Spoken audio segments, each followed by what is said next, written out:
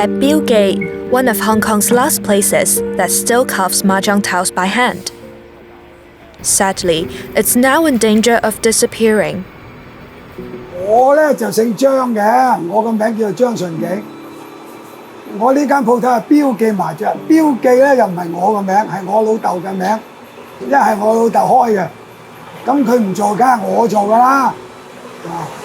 我哋喺呢度咗緊呢，就起碼過40-50年㗎啦。喺呢幾條街，就係而家呢個位都過咗20幾年啦。In early October, Bill Gate got an eviction notice. Authorities say the store is in an unauthorized spot and want to close it for good. 反應我都唔識點反應咯，即係唔出聲啦，唔係點啫？我做得咩啫？感覺心情梗係非常之唔好啊！嗰日啱啱送飯嚟，第一啖飯都未食，跟住冇心機食，食咗幾啖冇食飯。好似而家呢幾年10年8年咧，啲人懷舊。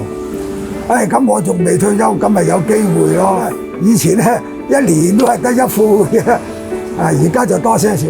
有啲咧買成副啦，有啲咪挑幾個字咯。當支持下我，係啊，好多都係咁講。我日日都係11點零12點翻嚟，11點零12點收工。呢咁多年都係咁咯。突然間冇咗寄託，個人應該好頹嘅。有得做我梗係做啦，你俾我10年8年我都 OK 㗎，70零歲啫。係啊，我最好就梗係原址保留我，咁我咪仲有啲回憶啊嘛。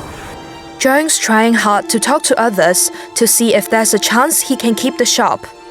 For now, he's in limbo. 幾十年嘅客仔喺晒呢度，一買麻雀佐敦道啦、標記啊咁樣噶嘛。如果你當你搬去第二度咧，係冇得做嘅，儲唔到客噶啦而家。We really hope Bill Gate won't disappear either. The last time we met Zhang, he taught us how to carve a mahjong tile. 挑牌咧，挑隻牌俾你睇先啦。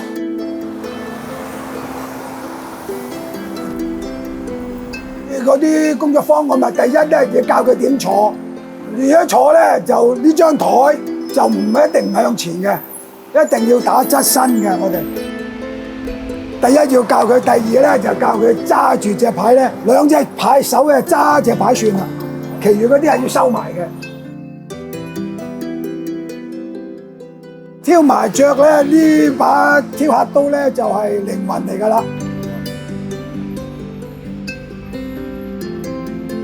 呢個索刮咧有尖嗰邊咧，一邊咧就係攞做一筒，就係圓規嚟嘅。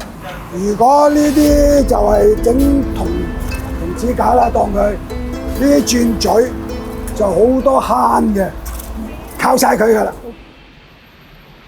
慣咗㗎啦，呢啲工多藝術。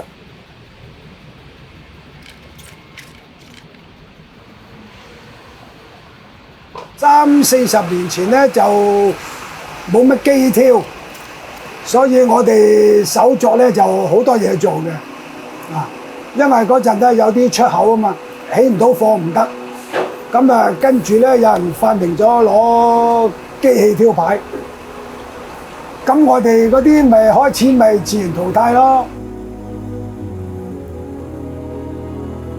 如果機器做咪死板咯。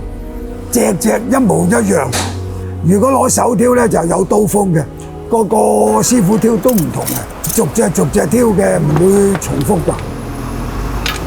你生動啲啊嘛，當你哋講咪叫藝術感咯。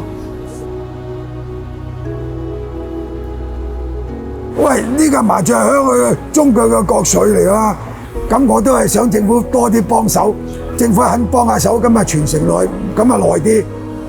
總之係越來越我都唔想喺我呢代失傳啊！俾人話㗎嘛。